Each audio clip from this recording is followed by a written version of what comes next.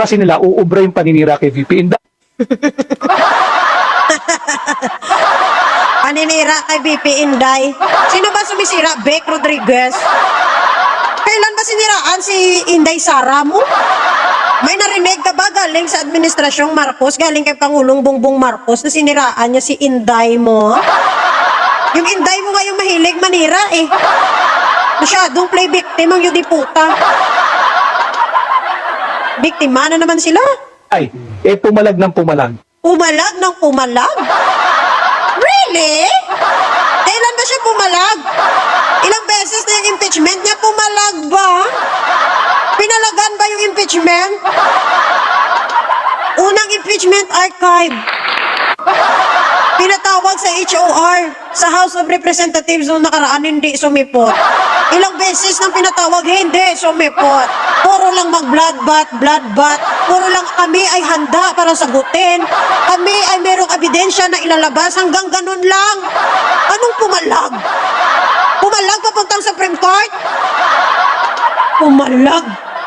Nakalimutan nila, Duterte ito. Hindi namin nakalimutan na Duterte sila. At ang mga Duterte, puro lang naman salita. Diba? Puro lang salita, puro pananakot, pagbabanta.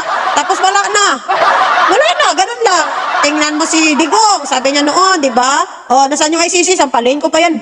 Bangin ko pa yan. Sipain ko pa yan. O, nung dadahuli na ng ano, nung nahuli ng ICC, ako, Rodrigo, Duterte. Diba? O si Basta, sige, Torre, magsinumbagay na lang ka. O ano nangyari? Nagbaksing ba siya? Pumunta ng Singapore. Si Sara, I imagine cut his head. Patayin mo si BBN, si Lisa, si Martin Romualdez. Puro ganun lang. Yan ang ng Duterte. Yan ang kanilang legacy. Puro salita, puro lang pagbabanta, pananakot. Yan lang yung kaya nilang gawin. Nakalimutan nila na ang tatay nito ay si President Rodrigo Roa Duterte. Kilala namin na tatay niya yung nakakulong na may kasong crimes against humanity. Kilala namin. Sino hindi ba makakalimot kay Duterte?